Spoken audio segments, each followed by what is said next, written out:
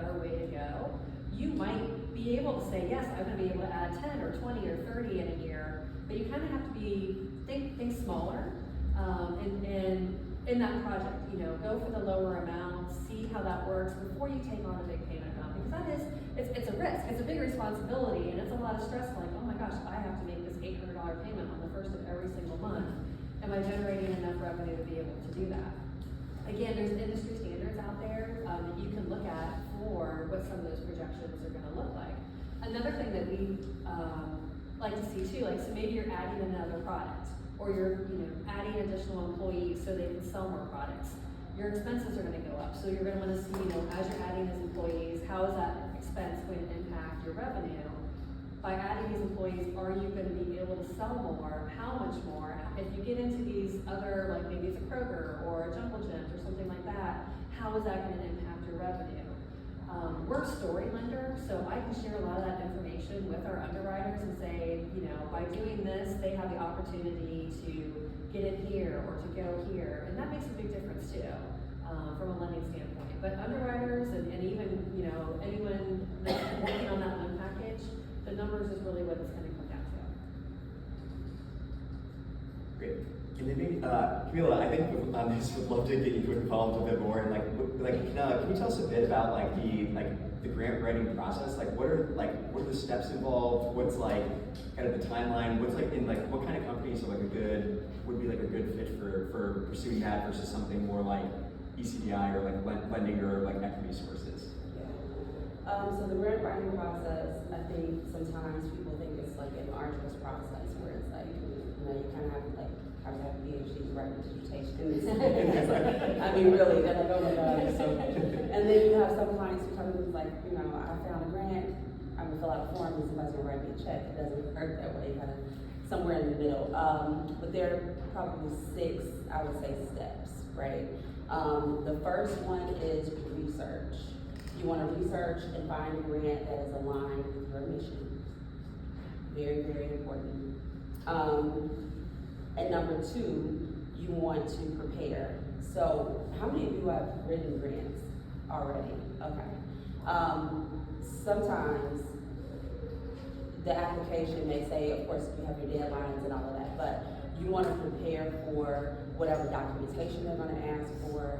I know there was one the city of Cincinnati just put out for improvements, the improvement grant, and so they wanted a few years of your taxes.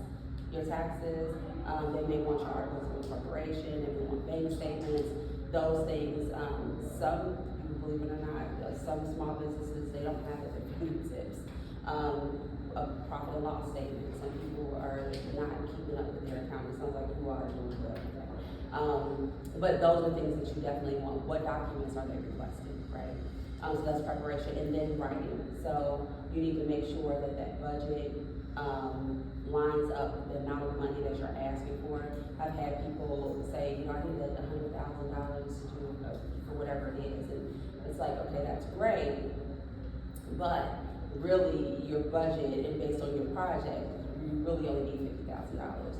Or I need $50,000, or I need $100,000, but I'm only asking for $50,000 because that's where the grant caps, right? Well, then you still need to tell that funder, I need $100,000 to make this happen. However, this is how I'm going to get the additional $50,000, right? You're going to raise it some other kind of way. You're going to get loans. You're going to, get a private loan, something like investors. You need to be clear about that, right? And then the other thing is, of course, submit the grant, making sure that you have met all the guidelines for the grant. Make sure you have the proper deadlines. A lot of people sometimes think, okay, well, the grant is due on Monday, August 11th, right? Different grants have different times that that you can submit. So it may be 11:59, it may be noon, it may be 5 o'clock. Make sure that you have the time correct. I've had people miss deadlines because of that. Also, they may have a system that you have to log into in order to submit the grant. So while you may be able to see all the grant questions in a PDF document, and you say, okay, well, I'm gonna go ahead and fill out these questions and I'll just wait to submit it later on today. If you didn't log in and create an account by noon that day, whether the deadline was 11:59 or not, you're not gonna to submit that grant, because they required you to have that account by noon that day. So reading thoroughly through the grant guidelines and knowing, because who wants to spend time on a grant and not be able to submit it? That's extremely discouraging, right? And then follow up.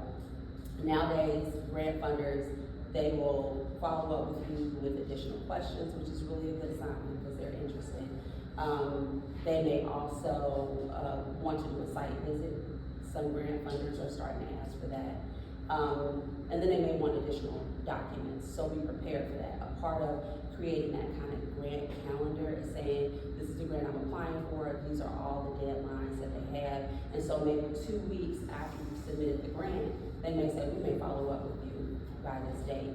You need to make sure if you're on vacation or wherever you are in the world, you have time in case they send you an email, or they may want to jump on a Zoom call to ask you questions, right? And then you, so there's follow-up, and then reporting. How many of you have applied for a grant and had to report back out? You have.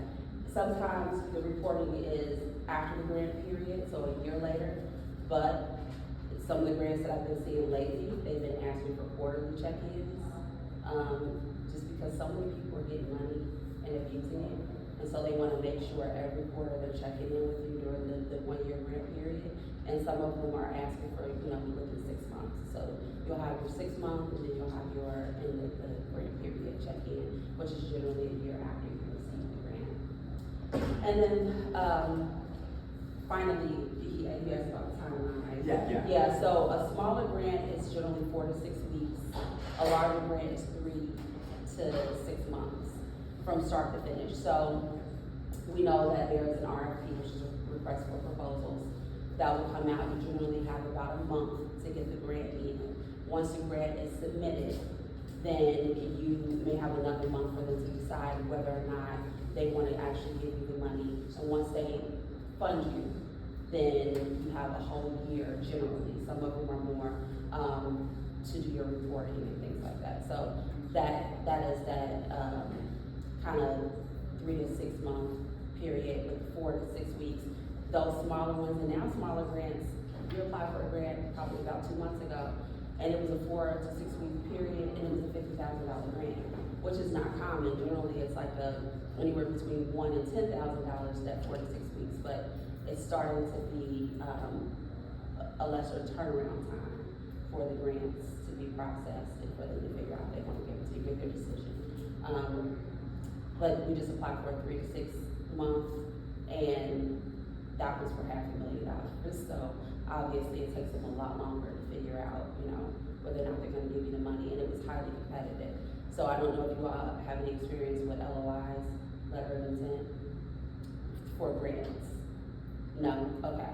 So in a highly competitive process, they will ask you for a letter of intent. They wanna kinda know what your project is about. You submit that, they determine whether or not you move forward to the grant writing process. And so, in this particular case, there were 40 of us who submitted the LOI, and only 8 of us would move forward to the grant writing process.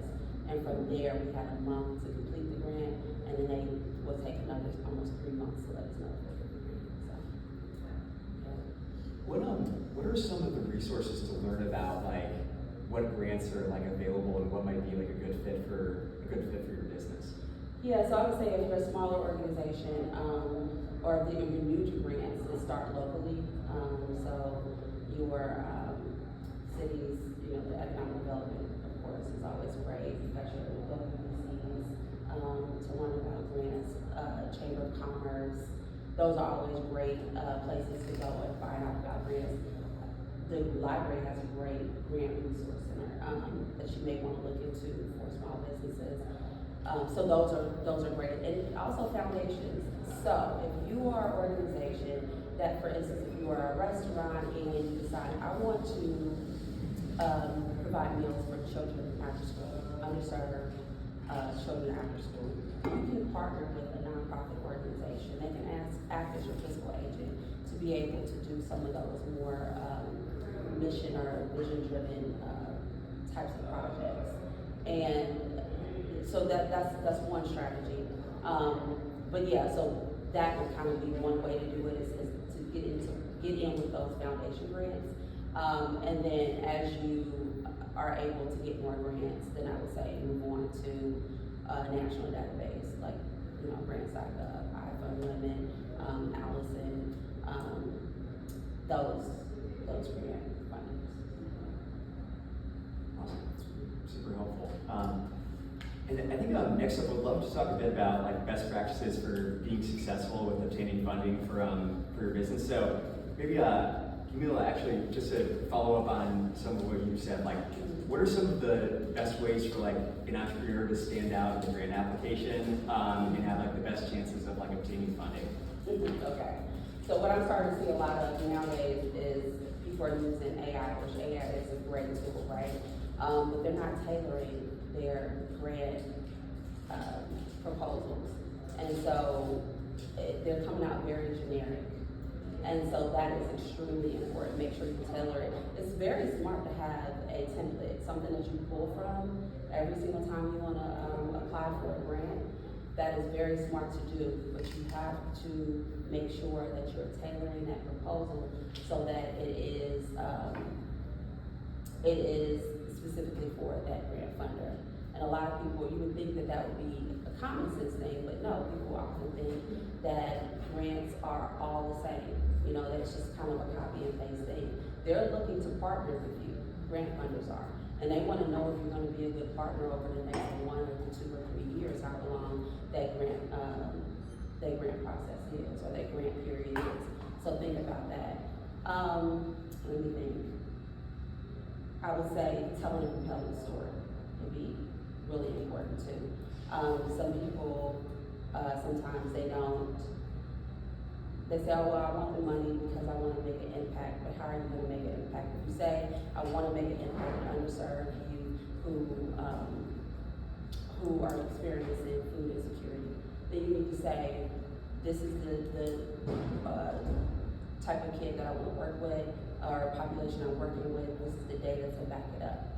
This is why I want to work with this type of, this group of people, and here is the data, So that's the thing, it's like you want to tell a compelling story.